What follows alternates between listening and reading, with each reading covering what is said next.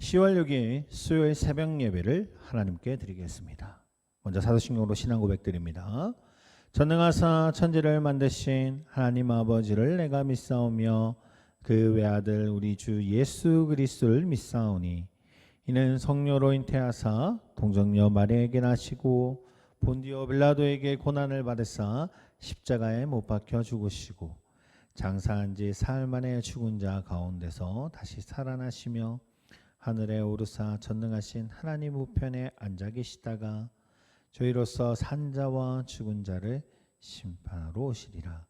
성령을 믿사오며 거룩한 공회와 성도와 서로 교통하는 것과 죄를 사하여 주시는 것과 몸이 다시 사는 것과 영원히 사는 것을 믿사옵나이다.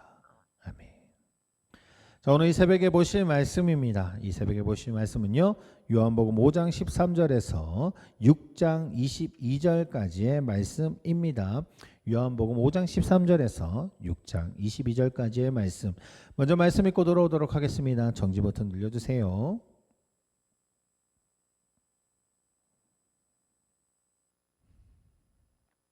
자, 오늘 말씀 다 읽으셨으면 오늘 본문 말씀 보도록 하겠습니다. 오늘 본문 말씀은 요한복음 6장 16절에서 21절까지의 말씀입니다.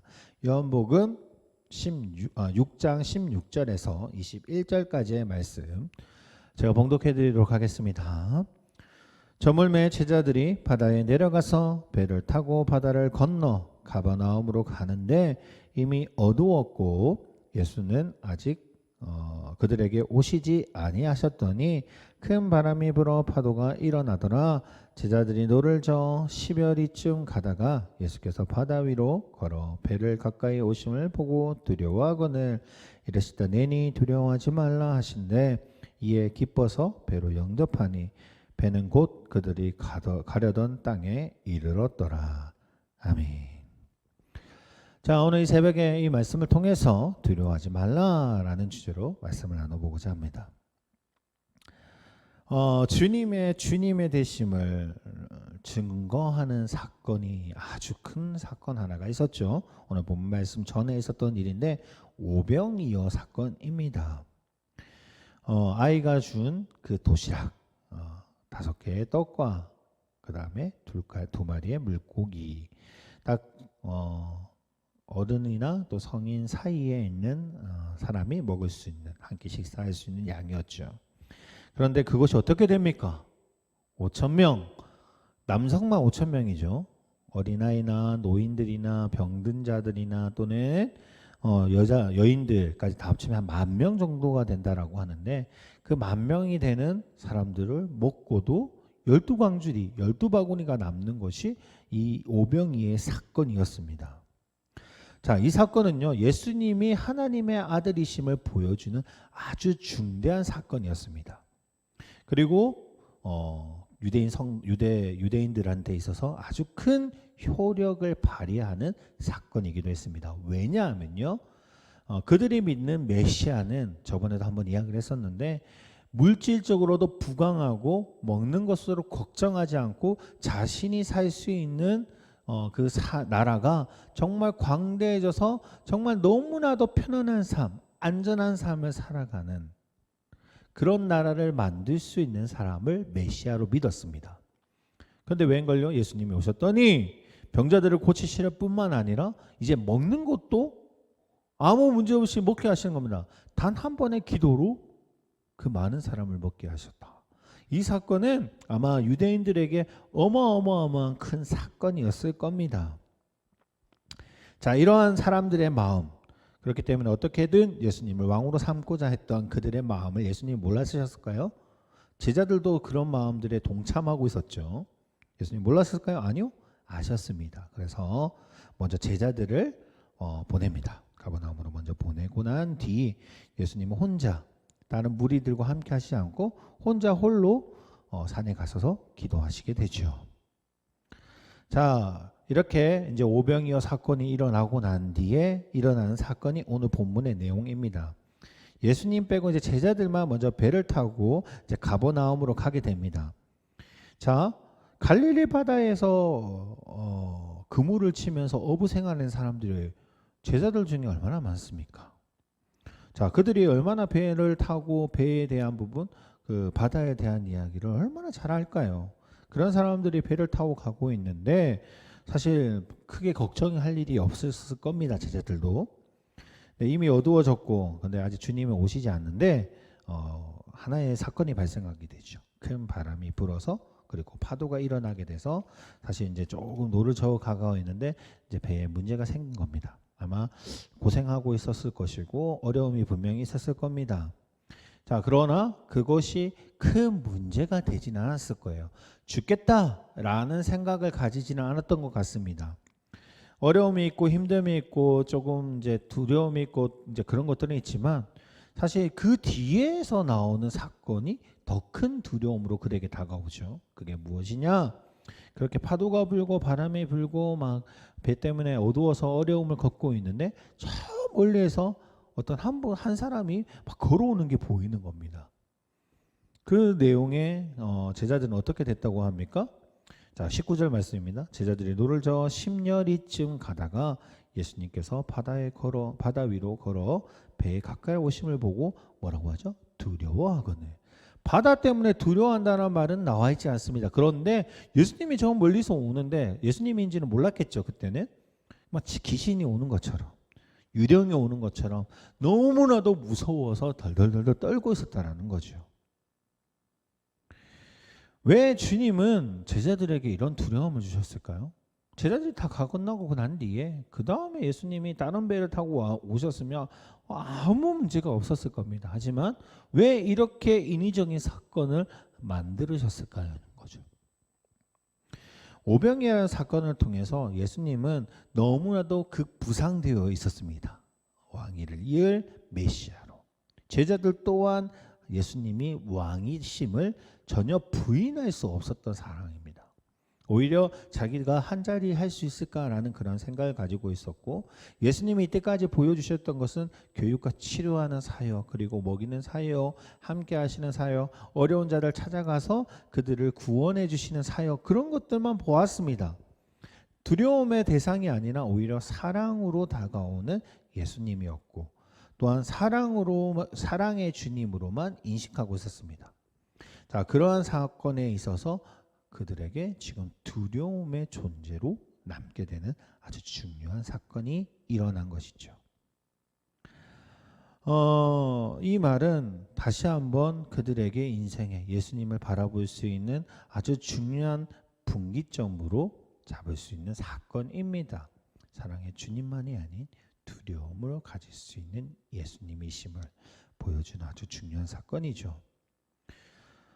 주를 모르기에 두렵고 또한 만물을 다스리시는 창조주의 그 진리를 모르게 되면 두렵습니다. 만약에 그분이 예수님이었다라는 그 사실을 그들이 알았다면 오히려 예수님을 두려워하기보다는 그 기적에 대해서 놀라워했겠지만 지금은 두려움을 가질 수 있는 아주 중요한 사건으로 그들에게 지금 다가오고 계시죠. 그때 예수님께서 이제 뭐라고 이야기하시죠? 20절 말씀을 통해서 내니 두려워하지 말라라고 하시면서 이제 다가오십니다. 그때서야 이제 제자들은 한숨을 놓게 되고 이제 뭐라고 반응을 하냐? 21절에 보면 기뻐서 배로 영접하니 예수님이 아시고 이제 두려움의 대상이 아니라 우리에게 이제 다시 어려움에서 이제 구원해 주실 분으로 이제 받을 수 있는 상황이었죠. 그래서 기뻐서 배로 영접하는 상황. 그런 상황으로 지금 오시는 겁니다. 자, 보십시오. 분명히 예수님은요, 우리가 사랑의 주님으로만 받아들이고 항상 살아갑니다. 그러다 보니 우리의 인생은 언제나 우리가 하고 싶은 대로 살아가려고 합니다. 나의 문제가 생기게 되면요, 그 문제에서 해결할 수 있는 방법으로 찾는 것이 바로 예수님입니다. 예수님은 마치 보물 상자처럼 내가 무언가를 구하면 어떤 것인지 주실 분으로만 생각한다는 거죠. 하지만 분명한 사실을 알아야 될 것은 무엇이냐면 예수님은 우리를 구원하시고 우리를 사랑하는 분이시기도 하지만 심판자가 되신다는 사실을 분명히 알아야 됩니다.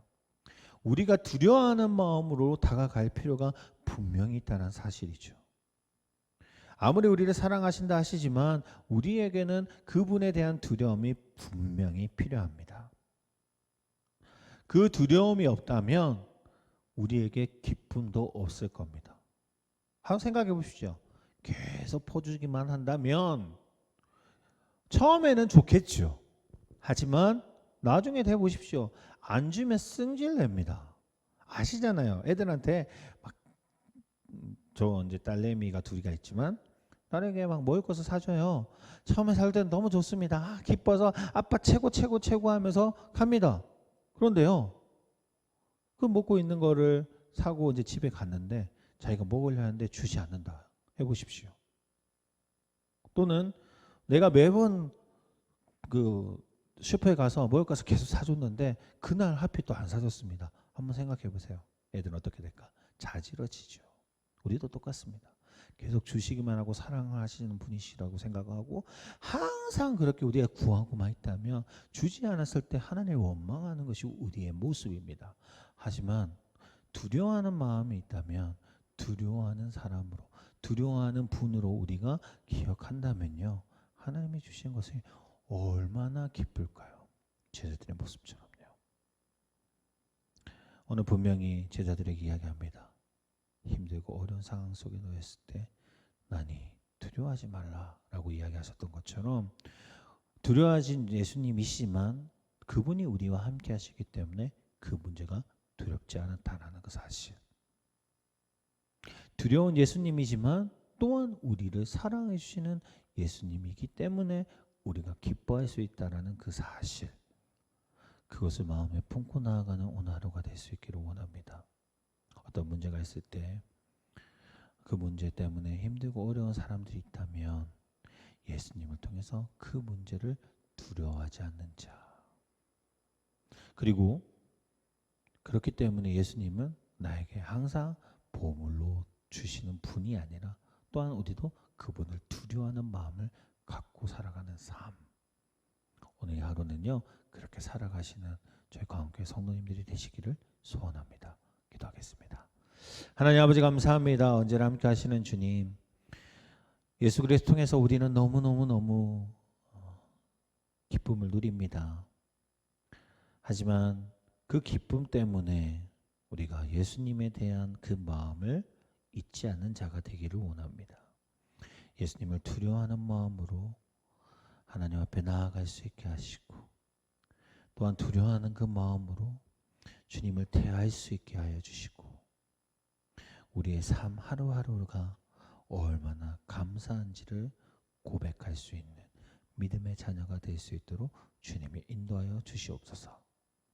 오늘 이거 힘들고 어려운 상황 속에 놓여 있을 때에 예수님이 우리와 함께 하시기 때문에 이겨낼 수 있다는 그 믿음 하나도 우리가 끝까지 지키며 감사함으로 나아갈 수 있는 하루가 될 수 있도록 주님이 인도하여 주시옵소서. 오늘 하루도 주님 앞에 맡겨오며 예수 그리스도로 기도드립니다. 아멘. 하늘에 계신 우리 아버지여, 이름이 거룩히 여김을 받으시오며 나라의 마옵시오며 뜻이 하늘에서 이룬 것 같이 땅에서도 이루어지리다. 오늘날 우리에게 일용할 양식을 주옵시고 우리가 우리에게 죄 지은 자를 사하여 준 것 같이 우리의 죄를 사하여 주옵시고 우리를 시험에 들게 하지 마옵시며 다만 악에서 구하옵소서. 대개 나라와 권세와 영광이 아버지께 영원히 있사옵나이다.